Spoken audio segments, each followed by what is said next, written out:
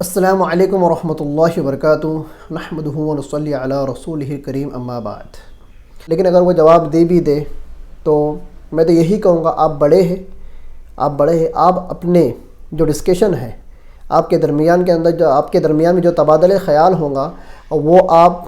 بند کمرے کے اندر کسی ایک موقف کے اوپر آ جائے، اس کے بعد سوشل میڈیا کے اوپر اس کو کیا کرے، وضاحت نامے کی شکل کے اندر کیا کرے، شائع کرے۔ اس طرح کی یک طرفہ باتیں چلانا اور کسی کی شبیہ خراب کرنے کی کوشش کرنا، یہ کسی عالم دین کو شعبہ نہیں دیتا۔ بس اتنا ہی۔ بہت سارے حضرات میرے سے یہ خط میرے کو واٹس ایپ پر بھیج رہے تھے اور کہہ رہے تھے کہ اس کے تعلق سے کچھ فرمائے۔ میں 2 دن سے سوچ رہا تھا میں کیا کہوں، لیکن جیسا کہ میرے سامنے وہ سارے خطوط ہے دارالعلوم دیوبند کے مولانا صاحب کے ساتھ جو خطوط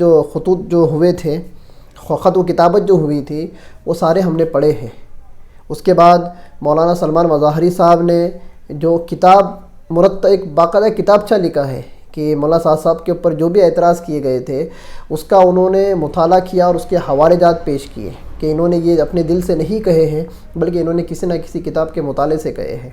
اور اس کے باوجود بھی اگر مولانا صاحب نے یہاں تک کہا، اس کے باوجود بھی انہوں نے یہ کہا کہ پھر بھی اگر میرے مطالعہ کر بیان کرنے میں انبیاء علیہ السلام کی شان میں گستاخی ہوتی ہے تو میں عند اللہ کیا ہوں، معجور ہوں، میں عند اللہ سے کیا کرتا ہوں، توبہ کرتا ہوں، رجوع کرتا ہوں۔ خود لکھا ہے، آپ کتاب پڑھ لیں، شاید آپ نے وہ کتاب نہیں پڑھی۔ اور اس کے علاوہ مولانا عبدالحفیظ صاحب ایلیاوی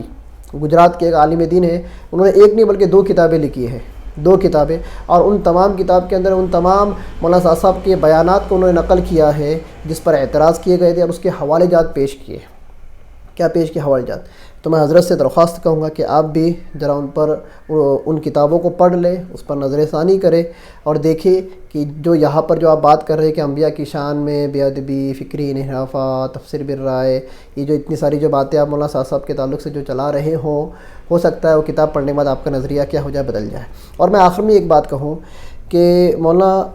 صاحب ساری دنیا کے اندر اپنے بیانات کر رہے ہیں، ان کے ہر بیانات کے اندر صحابہ کی سیرت ہوتی ہے، انبیاء علیہ السلام کے واقعات و سیرت ہوتی ہے۔ اگر مولانا صاحب کو ادنا درجے کا بھی بغض اگر صحابی سے یا کسی نبی سے اگر ہوتا تو وہ اپنے بیانات کے اندر انبیاء کے واقعات نقل نہیں کرتے۔ مولانا صاحب دامت برکاتہم خود شیخ الحدیث ہے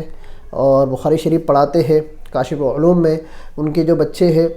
مولانا یوسف صاحب، وہ بھی خود مشکاہ شریف وغیرہ پڑھاتے ہیں۔ مطلب یہ کہ وہ مدرسہ بھی چلا رہے ہیں، دعوت و تبلیغ کا کام بھی کر رہے ہیں۔ اور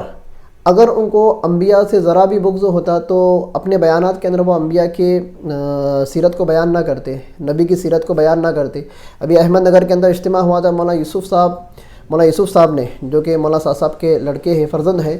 انہوں نے مکمل اللہ کے نبی کی سیرت اور صحابہ کی سیرت کے اوپر 3 گھنٹے بیان کیا، 3 گھنٹے بیان کیا۔ اگر ایسا ہی اگر ہوتا کہ انبیاء کی شان، اور انبیاء کی شان میں گستاخی کیوں کریں گے؟ دعوت کے کام کو جو بندہ لے کر چل رہا ہے وہ کیوں انبیاء کی شان میں گستاخی کرے گا؟ کیونکہ انبیاء علیہ السلام کا سب سے بڑا فریضہ دعوت ہی تھا، اور مولانا صاحب بھی دعوت کے کام کو لے کر چل رہے۔ تو یہ الزام لگانا کہ مولانا صاحب انبیاء اکرام کی شان میں گستاخی کر رہے ہیں کہ کے ساتھ جو خطوط جو ہوئے تھے، خط و کتابت جو ہوئی تھی، وہ سارے ہم نے پڑھے ہیں۔ اس کے بعد مولانا سلمان مظاہری صاحب نے جو ایک باقاعدہ کتابچہ لکھا ہے کہ مولانا صاحب کے اوپر جو بھی اعتراض کیے گئے تھے، اس کا انہوں نے مطالعہ کیا اور اس کے حوالے جات پیش کیے کہ انہوں نے یہ اپنے دل سے نہیں کہے ہیں، بلکہ انہوں نے کسی نہ کسی کتاب کے مطالعے سے کہے ہیں۔ اور اس کے باوجود بھی اگر مولانا صاحب نے یہاں تک کہا، اس کے باوجود بھی انہوں نے یہ کہا کہ پھر بھی اگر میرے مطالعہ کر بیان کرنے میں انبیاء علیہ السلام کی شان میں گستاخی ہوتی ہے تو میں عند اللہ کیا ہوں، معجور ہوں، میں عند اللہ سے کیا کرتا ہوں، توبہ کرتا ہوں، رجوع کرتا ہوں۔ خود لکھا ہے، آپ کتاب پڑھ لیں، شاید آپ نے وہ کتاب نہیں پڑھی۔ اور اس کے علاوہ مولانا عبدالحفیظ صاحب ایلیاوی گجرات کے ایک عالم دین ہیں، انہوں نے ایک نہیں بلکہ 2 کتابیں لکھی ہیں، 2 کتابیں، اور ان تمام کتاب کے اندر ان تمام مولانا صاحب کے بیانات کو انہوں نے نقل کیا ہے جس پر اعتراض کیے گئے تھے، اور اس کے حوالے جات پیش کیے۔ کیا پیش کیے؟ حوالے جات۔ تو میں حضرت سے درخواست کروں گا کہ آپ بھی ذرا ان کتابوں کو پڑھ لیں، اس پر نظر ثانی کریں اور دیکھیں کہ یہاں پر جو آپ بات کر رہے ہیں کہ انبیاء کی شان میں بے ادبی، فکری انحرافات، تفسیر بالرائے، یہ جو اتنی ساری جو باتیں آپ مولانا سعد صاحب کے تعلق سے جو چلا رہے ہو سکتا ہے وہ کتاب پڑھنے کے بعد آپ کا نظریہ کیا ہو جائے، بدل جائے۔ اور میں آخر میں ایک بات کہوں کہ مولانا سعد صاحب ساری دنیا کے اندر اپنے بیانات کر رہے ہیں، ان کے ہر بیانات کے اندر صحابہ کی سیرت ہوتی ہے، انبیاء علیہ السلام کے واقعات و سیرت ہوتی ہے۔ اگر مولانا سعد صاحب کو ادنا درجے کا بھی بغض اگر صحابی سے یا کسی نبی سے اگر ہوتا تو وہ اپنے بیانات کے اندر انبیاء کے واقعات نقل نہیں کرتے۔ مولانا سعد صاحب دامت برکاتہم خود شیخ الحدیث ہے اور بخاری شریف پڑھاتے ہیں کاشف العلوم میں، ان کے جو بچے ہیں مولانا یوسف صاحب وہ بھی خود مشکاۃ شریف وغیرہ پڑھاتے ہیں، مطلب یہ کہ وہ مدرسہ بھی چلا رہے ہیں، دعوت و تبلیغ کا کام بھی کر رہے ہیں۔ اور اگر ان کو انبیاء سے ذرا بھی بغض ہوتا تو اپنے بیانات کے اندر وہ انبیاء کے سیرت کو بیان نہ کرتے، نبی کی سیرت کو بیان نہ کرتے۔ ابھی احمد نگر کے اندر اجتماع ہوا تھا، مولانا یوسف صاحب نے جو کہ مولانا سعد صاحب کے لڑکے ہیں، فرزند ہیں، انہوں نے مکمل اللہ کے نبی کی سیرت اور صحابہ کی سیرت کے اوپر 3 گھنٹے بیان کیا، 3 گھنٹے بیان کیا۔ اگر ایسا ہی اگر ہوتا کہ انبیاء کی شان، اور انبیاء کی شان میں گستاخی کیوں کریں گے؟ دعوت کے کام کو جو بندہ لے کر چل رہا ہے وہ کیوں انبیاء کی شان میں گستاخی کرے گا؟ کیونکہ انبیاء علیہ السلام کا سب سے بڑا فریضہ دعوت ہی تھا، اور مولانا سعد صاحب بھی دعوت کے کام کو لے کر چل رہے۔ تو یہ الزام لگانا کہ مولانا سعد صاحب انبیاء اکرام کی شان میں گستاخی کر رہے ہیں، یہ ایک بہت بڑا ایک تہمت اور ایک الزام ہے ان کے اوپر۔ آپ کو پتہ نہیں کیا ہے مولانا سعد صاحب سے، بغض ہے، عناد ہے، عداوت ہے، جو بھی ہے وہ آپ کا نظریہ، لیکن ایک سوچنے کی بات ہے کہ جو بندہ دعوت کے کام کو لے کے چل رہا ہے، جو کہ انبیاء علیہ السلام کا فریضہ تھا، انبیاء علیہ السلام کے فریضے کو جو بندہ لے کر چل رہا ہے، اس کو آپ کیسے کہہ سکتے ہو کہ یہ انبیاء کی شان میں گستاخی کرنے والا ہے؟ اور اگر کسی کی باتوں سے اور جملوں سے انبیاء اکرام کی سیرت بیان کرنے کے اندر کمی اور کوتاہی ہو جاتی ہے، سبقت لسانی ہو جاتی ہے، یا اس نے جو مطالعہ کیا، عربی میں مطالعہ کیا، اس عربی کی تعبیرات کو اردو میں نقل کرنے کے اندر اونچ نیچ ہو جاتی ہے، تو اس سے زیادہ ڈھنڈورا نہیں پیٹنا چاہیے۔ اکفار الملحدین مولانا انور شاہ کشمیری کی ایک کتاب ہے، اور علامہ ابن تیمیہ کی بھی ایک کتاب ہے، السیف المسلول علی شاتم الرسول۔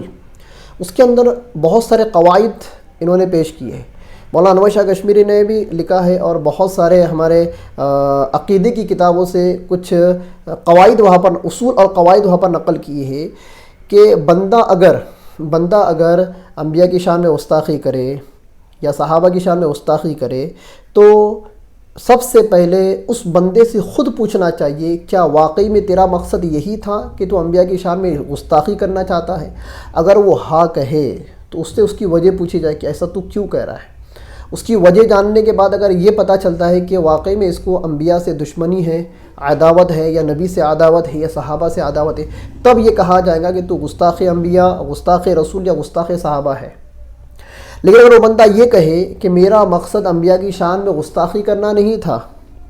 بلکہ ایک بات کو سمجھانا تھا، سمجھانے میں میرے سے اونچ نیچ ہو گئی، الفاظ ادھر ادھر ہو گئے، اس کے لیے میں اللہ تعالیٰ کے دربار کے اندر تائب ہوں، توبہ کرتا ہوں، تو وہاں پر اس بندے کو گستاخ رسول کہنا اس بندے کے اوپر تہمت ہے اور الزام ہے، اور تہمت اور الزام کی سزا کہ آپ سبھی جانتے ہیں۔ تو یہ ساری باتیں میں کتابوں کے مطالعے سے ہی کہہ رہا ہوں، اس میں کچھ میرا ذاتی نظریہ نہیں، اور نہ مولانا سعد صاحب سے میری کوئی رشتہ داری ہے کہ میں ان کی ہر بات کو صحیح ثابت کرنے کے لیے بیٹھ جاتا ہوں، ان کی باتوں کا جوابات دیتا ہوں، نہیں، بلکہ علمی۔ اس سے پہلے ہم رد باطل کے اوپر کام کرتے تھے، رد بریلویت کے اوپر کام کیا، رد غیر مقلد کے اوپر کام کیا، تو ہم نے کتابوں کو جانچا۔ جتنے اعتراضات علماء دیوبند کے اوپر کیے گئے ہیں ان باطل فرقوں کی طرف سے، اتنے الزامات غیر مسلموں کی طرف سے بھی اسلام کے اوپر نہیں ہیں۔ اتنے اعتراضات بریلویوں اور غیر مقلدوں کی طرف سے علماء دیوبند کے اوپر کیے گئے ہیں۔ کئی سالوں تک ہم نے دفاع بھی کیا اور جواب بھی دیا ہے، دفاع بھی کیا اور رد بھی کیا ہے، اور ابھی تک علماء دیوبند کو گستاخ نبی کہا جاتا ہے، گستاخ صحابہ کہا جاتا ہے، نہ جانے کیسے کیسے الفاظ سے یہ لوگ اپنے دارالعلوم کے اکابر کو، جو ماضی کے جو اکابر تھے ان کو نہ جانے کیسے کیسے الفاظ سے اور کیسے کیسے الزامات سے یہ لوگ ملقب کرتے ہیں، کیسے کیسے القاب سے یہ لوگ ملقب کرتے ہیں، ان کے ہم نے جوابات دیے اس کے ہم نے کیا دی ہے، جوابات دیے۔ تو وہی مطالعہ ہے، وہی کتابیں ہیں، وہی اصول ہے، وہی قواعد ہے، ان تمام چیزوں کو مد نظر رکھتے ہوئے،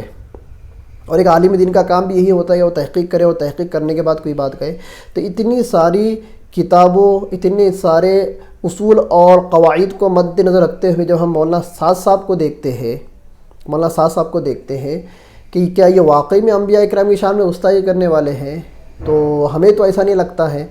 کہ مولانا سعد صاحب واقعی میں ان کی مطلب بذات خود ان کا نظریہ یہ ہو کہ وہ انبیاء اکرام کے کیا ہے، خلاف ہے۔ زبردستی کسی کو الزام لگانا اور کسی کا کوئی عقیدہ نہیں ہے، کسی کا وہ نظریہ نہیں ہے، اس نظریے کو کسی بندے کے اوپر فٹ کرنا، یہ سراسر ظلم ہے، خیانت ہے، اتہام ہے، الزام ہے، اور یہ ایک بہت بڑا گناہ ہے، اور اہل علم کو تو یہ باتیں بالکل شوبہ نہیں دیتی۔ بہرحال اتنی ساری باتیں میں اس لیے کہہ رہا ہوں کہ آپ بڑے ہیں، مفتی خضر محمود صاحب، آپ بڑے ہیں، آپ مدرسے کے محتمم ہیں، میں آپ کی شان میں گستاخی نہیں کر رہا ہوں۔ جو الفاظ آپ نے لکھے ہیں انہی الفاظ کے اوپر میں نے تبصرہ کیا ہے، اور اس ادنا کی ادنا رائے، اس ادنا احقر کی احقر اور ادنا رائے یہی ہے کہ آپ سوشل میڈیا پر اس طرح کی باتیں نہ کریں۔ اور رہی بات رجوع کی، تو آپ یہ کہہ رہے ہو کہ بھئی وہ رجوع دارالعلوم دیوبند نے قبول نہیں کیا۔ بہرحال وہ قبول کیا نہیں کیا، اس میں بھی کیا ہے، بہت سارا اختلاف ہے، لیکن بندے کا اصل معاملہ اس کے رب کے ساتھ ہوتا ہے، اس کے رب کے ساتھ ہوتا ہے۔ بندہ اگر اپنے مکمل اعمال کرنے کے بعد آخر میں یہ دعا اللہ سے کرتا ہے کہ اللہ تعالیٰ مجھ سے کوئی کمی اور کوتاہی ہوئی ہو تو مجھے معاف فرما، تو کیا اللہ تعالیٰ ان کو معاف نہیں کرے گا؟ ہر اجتماع کے ختم پر دعائیں ہوتی ہے 10 15 منٹ کی، ان دعاؤں کے اندر استغفار ہوتا ہے، اور وہ دعائیں مولانا سعد صاحب کی طرف سے کی جاتی ہے۔ تو جو بندہ یہ کہہ رہا ہو کہ مجھ سے کچھ کمی زیادتی ہو گئی ہو، یا اللہ اس کو معاف فرما، میرے گناہوں کو معاف فرما، وہ گناہ جو میں نے جان بوجھ کر کیے، وہ گناہ جو میں نے انجانے میں کیے، جانے انجانے میں کیے، اللہ تمام گناہوں کو معاف کر دے، تو کیا یہ رجوع نہیں ہے؟ بہرحال باتیں بہت زیادہ ہو گئی، بہت سارے لوگ اصرار کر رہے تھے، بہت سارے میرے دوست لوگ اصرار کر رہے تھے کہ اس خط کے اوپر کچھ کہے اس کے بارے میں، یہ ہم کو سمجھ نہیں آ رہا ہے۔ تو جہاں تک میری سمجھ آئی اور جہاں تک میں نے اس معاملے کو قریب سے دیکھا ہو، دارالعلوم دیوبند کی خط و کتابت میں نے مکمل پڑھی ہے، جو اعتراضات ہوئے مولانا سعد صاحب کے اوپر، چھوٹی چھوٹی کلپ کو لے کر اعتراض ہوئے، اس کے سیاق اور سباق کو بالکل کاٹ دیا گیا ہے، اور جب اس کا پورا بیان جب سنا گیا تو مولانا سعد صاحب کے اوپر وہ اعتراض فٹ ہی نہیں ہو رہا تھا۔ وہ ساری چیزوں کا ہم نے مطالعہ کیا، ایک ایک اعتراض کا ہم نے جواب تلاش کیا ہے، ہم کو کسی نہ کسی کتاب کے اندر اس کا حوالہ ضرور ملا ہے، مصدر اور ماخذ مولانا سعد صاحب کے ہم کو ملے ہیں، اس وجہ سے آج ہم یہاں پر کھڑے ہیں، اگر مولانا سعد صاحب کی طرف سے رجوع نہیں آتا، ہم کبھی بھی مولانا سعد صاحب کی طرف سے کھڑے نہیں ہوتے۔ میں اگر آپ کو میری بات اگر بتاؤں، جس وقت دارالعلوم دیوبند کی طرف سے یہ مولانا سعد صاحب کے خلاف جو فتوی اور وضاحت نامے جب منظر عام پر آئے، اب یقین نہیں کروں گے، وہ فتوے ہم کو شورا والوں نہیں بھیجے تھے، وہ فتوے ہم کو غیر مقلدوں نے اور بریلوی نے پھینکے تھے کہ دیکھ تیرے سعد صاحب تبلیغی جماعت کا سعد، اس کے تبلیغ جماعت کا جو امیر ہے سعد، اس کے خلاف تیرے دیوبند نے فتویٰ دیا ہے۔ ہم کو واٹس ایپ کے اوپر غیر مقلد اور بریلوی لوگوں کو فتوے بھیج رہے تھے۔ ہم جو کام کرنے والا ہمارا عملہ ہے، جو صرف مہاراشٹر میں نہیں بلکہ پورے بھارت میں اور بھارت کے باہر بھی بہت سارے لوگ، ہم سوشل میڈیا کے اوپر رد فرقہ باطلہ کے اوپر کام کرتے تھے، تو ہم میں سے بہت سارے لوگ تو فتویٰ آتے سے ہی انہوں نے اپنا ایک نظریہ بنا لیا، لیکن اس کے باوجود بہت سارے کام کرنے والے جو رد باطل پر جو حضرات کام کرتے، اس میں علماء بھی تھے، ڈاکٹر تھے، انجینئر تھے، اور غیر علماء بھی تھے، پڑھے لکھے حضرات تھے، وہ خاموش ہو گئے۔ میرے پاس کام کرنے والے ساتھیوں کے فون آنے لگے کہ یار اب یہ دیوبند نے جو فتویٰ جاری کیا مولانا صاحب کے اوپر، اس کے تعلق سے ہم کو کیا کہنا ہے، ہم کو کیا کرنا ہے۔ میں نے کہا کہ خاموش، دارالعلوم دیوبند کا ایک ہی بولنا ہے، کیا ہے کہ مولانا صاحب صاحب رجوع کرے، ٹھیک ہے، جب تک رجوع نامہ نہیں آتا تب تک خاموش بیٹھو۔ اللہ کی قسم اگر میں کہوں، میرا بھائی جو رد باطل کے اوپر کام کرتا ہے، ساجد اس کا نام ہے، اس کو میں نے اللہ کی قسم کھا کر کہا کہ جب تک مولانا سعد صاحب کا رجوع نامہ نہیں آتا خاموش بیٹھو۔ اگر مولانا سعد صاحب رجوع نہیں کرتے ہیں اور اپنی باتوں کے اوپر اٹل رہتے ہیں، اڑے رہتے ہیں، اس کے بعد ہم مولانا سعد صاحب سے بالکل کنارہ کشی اختیار کر لیں گے، بالکل۔ لیکن کچھ دنوں کے بعد مولانا سعد صاحب کا رجوع نامہ بھی آیا۔ ہمارے قریب میں ایک شرڈی ایک شہر ہے، وہاں کے ایک بہت بڑے عالم دین مولانا اصغر صاحب، جو کہ پولیٹیشین کے اندر بھی تھے، نگر سیوک بھی تھے، اور ہمارے مدرسے کے ناظم تعلیمات بھی تھے، اور بہت اچھے عالم دین تھے۔ ان کا انتقال ہوا، ان کے انتقال کے اوپر بہت سارے علماء کرام جمع تھے۔ وہاں پر ایک میرے بہت قریبی مفتی صاحب نے، جو کہ قاضی بھی ہے، انہوں نے جب یہ باتیں جب ہوئی کہ بھئی کیا ہو رہا ہے، کیا کرنا چاہیے، تو انہوں نے میرے کو وہ رجوع نامہ جو مولانا سعد صاحب کی طرف سے دارالعلوم دیوبند کو بھیجا گیا تھا، وہ رجوع نامہ انہوں نے میرے کو دکھایا۔ جب میں نے اس رجوع نامے کو دیکھا، اس کے بعد میرا نظریہ بالکل آئینے کی طرح صاف ہو گیا کہ بس یہ جو اختلاف اب جو رہا ہے، یہ داخلی اختلاف رہا ہے، یہ انتظامی امور کا اختلاف رہا ہے کہ فضائل اعمال پڑھی جائیں گی یا منتخب احادیث پڑھی جائیں گی، مسجد کی آبادی کے لیے دعوت استقبال والا عمل کیا جائے گا یا نہیں کیا جائے گا، سال والا مولوی ہی ہے تو صحابہ پڑھیں گا یا نہیں پڑھیں گا، اور شورا کے اندر کون لوگ ہوں گے کون نہیں ہوں گے، شورا کا مشورہ رائے گڑھ میں ہوگا یا نظام الدین کے اندر ہوگا، یہ سب داخلی اختلافات تھے۔ اور شورا کے اندر کون لوگ ہوں گے، مولانا صاحب صاحب نے ان لوگوں کو قبول کیوں نہیں کیا، ان لوگوں نے مولانا صاحب صاحب کو قبول کیوں نہیں کیا، اور جتنی بھی ساری جو باتیں ہوئی ہے، ان تمام باتوں کو صرف اور صرف داخلی اختلاف اور انتظامی امور کا اختلاف کہا جائے گا۔ اس کے علاوہ بیانوں کی حد تک جو باتیں تھیں مولانا صاحب صاحب کی، مولانا صاحب صاحب اس سے رجوع کر چکے ہیں، اور سوشل میڈیا کے اوپر مولانا صاحب صاحب کا رجوع ہی چھپایا جاتا ہے۔ بہرحال اس رجوع کی تو کوئی حیثیت نہیں، لیکن میں ایک بات یہ کہنا چاہوں گا کہ بندہ لاکھ گناہ کر لے، لاکھ کسی انبیاء کی شان کے اندر، صحابہ کی شان میں اس سے کیا ہو جائے، جانے انجانے میں گستاخی ہو جائے، جب وہ اپنے کلام کے اپنے بیان کے آخر میں اللہ کے دربار میں جب وہ دعا کرتا ہے کہ اللہ میرے جانے انجانے میں سارے گناہوں کو معاف کر دے، تو کیا آپ کو لگتا ہے کہ جن بیان سے انبیاء کی شان میں گستاخی ہوئی ہے، بے ادبی ہوئی ہے، فکری انحرافات ہوئے ہیں، تفسیر رائے ہوئی ہے، اور احادیث کی منمانی تشریحات ہوئی ہے، تو کیا ان گناہوں کو اللہ معاف نہیں کرے گا؟ بندہ خود کر رہا ہے نا، یا اللہ جو کمی کوتاہی ہوئی بولنے میں سننے میں، اللہ اس کو معاف فرما۔ ہر بیان کرنے والا بولتا ہے، مولانا صاحب صاحب بھی بولتے ہیں، تو کیا اللہ تعالیٰ کے درمیان میں ان کا رجوع نہیں ہوا؟ بہرحال تو مفتی خضر محمود صاحب قاسمی، محتمم جامعہ فاروقیہ کرناٹک سے میں درخواست کرنا چاہوں گا کہ مولانا خالد سیف اللہ ایک بہت بڑی ہستی ہے، فقیہ اور عصر ہے، اور اللہ تبارک تعالیٰ بہت بڑا ان سے عالمی سطح کے اوپر ان سے کام لے رہا ہے، تو پلیز اللہ کے واسطے مولانا خالد سیف اللہ کی شبیہ کو بگاڑنے کے اندر باطل فرقوں کو اور باطل نظریات والوں کو بھنڈول نہ دے، باطل فرقے والوں کو مولانا خالد سیف اللہ کے اوپر انگلی اٹھانے کا موقع نہ دے۔ آپ جیسے لوگ مولانا خالد سیف اللہ کو اگر ایکسپوز کرنے لگوں گے تو ان لوگوں کو کیا مل جائے گا، بہت بڑا ایک ہتھیار مل جائے گا۔ اس لیے جو بھی تبادلے آپ بڑے ہیں، جو بھی تبادلے خیال کرنا ہے، آپ ملے بالمشافہ بنفس نفیس ملاقات کر کے تبادلے خیال کرے، اور دونوں متفقہ طور پر ایک تحریر سوشل میڈیا کے اوپر کیا کر دیں، ڈال دیں۔ اس سے کیا ہوگا، عوام کا بھی فائدہ ہوگا، علماء کا بھی فائدہ ہوگا۔ اور اگر یہی سلسلہ رہا جو اس سے پہلے مفتی زید صاحب مظاہری اور دیگر علماء اکرام کی طرف سے چلتا رہا ہے کہ مفتی زید صاحب کی ایک تحریر آ رہی ہے، اس کے جواب میں فلاں مولوی کی ایک تحریر آ رہی ہے، یہ جو ساری چیزیں ہوئی، دیکھو تحریر کا جو معاملہ چلے گا، اس سے پہلے مولانا سلمان صاحب ندوی کا بھی معاملہ ہوا دارالعلوم دیوبند سے، حضرت عامر معاویہ کے تعلق سے مولانا سلمان صاحب کی ایک تحریر چل رہی ہے، ایک بیان چل رہا ہے، اس کے خلاف دارالعلوم دیوبند سے ایک بیان آ رہا ہے، اور سوشل میڈیا کے اوپر ایک تماشا مچا ہوا ہے،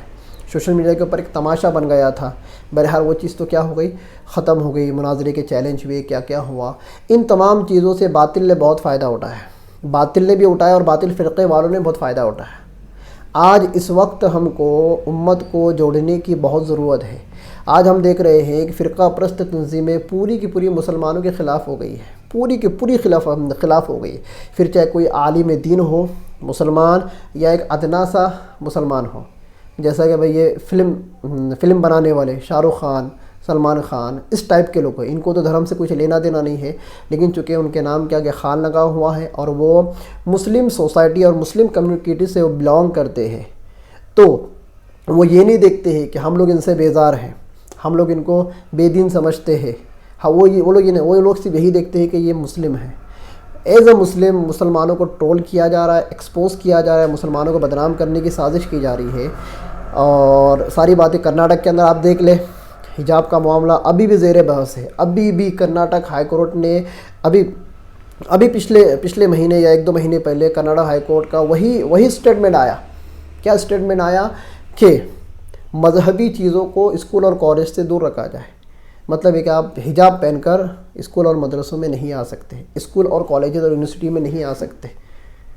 تو کرناٹک میں آپ کو ان مدعوں کے اوپر لڑنا ہے. دھرم پریورتن کا ایک معاملہ چلا ہے، آپ کو ان مدعوں کے اوپر لڑنا ہے. لو جہاد کا مدعا بہت چل رہا ہے، آپ کو ان مدعوں کے اوپر کیا کرنا ہے؟ لڑنا ہے اور ان مدعوں کے اوپر کام کرنا ہے. تو میں تو یہی کہوں گا کہ علماء اکرام اب یکجٹ ہو کر اپنے سارے اختلافات کو بالائے پشت ڈال کر آگے بڑھے. تبلیغ والے جو کر رہے ہیں وہ کرتے رہے. اگر صریح طور پر اگر ایسا لگے کہ ابھی بھی تبلیغ والے انبیاء کی شان میں گستاخی کر رہے ہیں یا گمراہی کی طرف جا رہے ہیں، تو واقعی میں ہم ان کی سرکوبی کے لیے تیار ہیں، واقعی میں تیار ہیں. لیکن زبردستی اگر آپ کسی کے اوپر یہ سارے الزامات لگا دوں گے کہ یہ فرقہ ضالہ بنتے جا رہے ہیں یا راہ ہٹ سے ہٹتے جا رہے ہیں، اگر راہ ہٹ سے ہٹتے چلے جاتے تو اللہ تعالیٰ ان سے کام کیوں لے رہا ہے؟ پوری دنیا کے اندر آج کام ہو رہا ہے. کئی ہزاروں علماء اکرام کیا ہے جڑے ہوئے آج تبلیغ جماعت کے اوپر، جن کے 1 سال لگے وہ 2-2 سال کی جماعتوں کے اندر جا رہے ہیں. کس لیے جا رہے ہیں؟ امت کی رہبری کے لیے جا رہے ہیں نا. اور امت کیوں جڑ رہی ہے؟ اپنی اصلاح کے لیے جڑ رہی ہے. اللہ کام لے رہا ہے، دینداری کا ماحول بن رہا ہے. جیسے کہ مولانا علی میاں ندوی رحمۃ اللہ علیہ اور مولانا منظور رحمانی صاحب یہ ان کے بہت سارے خطوط کے اندر کہا کہ اس وقت سب سے مؤثر کوئی جماعت ہے تو وہ تبلیغی جماعت ہے. یہاں تک کہ ڈاکٹر اسرار صاحب جن کو جماعت اسلامی کا سرخیل کہا جاتا ہے، آپ ان کے بیانات سن لیجئے. جتنے بھی باطل فرقے ہیں، ان کے جتنے بڑے بڑے اسپیکر ہیں، آپ ان کی بھی باتیں سن لیجئے. ان لوگوں نے بھی تبلیغی جماعت کے مؤثر ہونے کی گواہی دی ہے. تو جب یہ کام اتنا مؤثر ہے کہ اس کے ذریعے سے اللہ تعالیٰ سالوں میں آنے والی ہدایت کو مہینوں میں لے کر آتے ہیں اور مہینوں میں آنے والی ہدایت کو اللہ تعالیٰ دنوں کے اندر لے کر آتے ہیں، اتنے فاسٹ اس کا ایکشن ہوتا ہے، تو اس کی مخالفت کیوں؟ مدارس کا ایک شعبہ ہے وہ بھی اپنی جگہ برقرار ہے، خانقاہ کا جو شعبہ ہے وہ بھی اپنی جگہ برقرار ہے، علماء بھی کام کر رہے ہیں، خانقاہی جو پیر طریقت جو سلسلے والے جو لوگ ہیں یہ بھی کام کر رہے ہیں، ہر کوئی کام کر رہا ہے. لیکن تبلیغی جماعت جتنی مؤثر ہے اس کی گواہی خود غیر دے رہے ہیں. ابھی ایک ملیشیا یا انڈونیشیا ایک ویڈیو وائرل ہوا تھا، اس بندے کا نام مجھے یاد نہیں آ رہا ہے، وہ طوائف کے اڈوں کے اوپر پہنچ گیا، وہ شراب کی محفلوں کے اندر پہنچ گیا، پب جو ہوتے ہیں جہاں پر ناچا جاتا ہے، ڈانس وغیرہ ہوتے ہیں، ڈانس پارلر، ڈانس شو وغیرہ جہاں پر ہوتے ہیں، کلب جسے کہتے ہیں، وہاں پر گھس گیا. وہاں پر گھسنے والے لوگوں کو جا کر اس نے دین سمجھایا. وہاں پر آدھے لباس کے اندر جو عورتیں تھیں، جو لڑکیاں تھیں، ان کو دین اللہ اور رسول کی باتیں پہنچائی. سب نے توبہ کی، سب نے ایمان قبول کیا. اپنے بدن کے اوپر ٹیٹوز اپنے بندوائے ہوئے تھے، انہوں نے رو کر توبہ کی اور اسلام قبول کیا. تو اثر ہو رہا ہے نا، ہو رہا ہے کہ نہیں ہو رہا ہے؟ اس کے باوجود میرے سمجھ میں نہیں آتا کہ یہ کیسا ایک ماحول بن گیا ہے کہ تبلیغی جماعت کو دبانے کی پوری کوشش غیروں کی طرف سے اتنی نہیں ہو رہی اتنی اپنوں کی طرف سے ہو رہی. اس لیے میں یہ کہوں گا بہرحال آپ غیر جانب رہے یا جانبدار رہے، آپ یہ کام کرے. بہرحال مولانا خالد سیف اللہ کے تعلق سے جو باتیں آپ نے کہی تھی ان باتوں سے ہم کو اتفاق نہیں، اس وجہ سے ہم نے یہ ویڈیو منظر عام پر لایا ہے. پھر آخری میں یہی کہوں گا کہ آپ بنفس نفیس مولانا خالد سیف اللہ صاحب سے ملاقات کر لے، اپنا تبادلہ خیال کرے، اس کے بعد کوئی متفقہ فیصلہ تحریری شکل کے اندر یا خط کی شکل کے اندر امت کے سپرد کرے. ان اريد الا الاصلاح ما استطعت وما توفیقی الا باللہ. السلام علیکم ورحمۃ اللہ وبرکاتہ.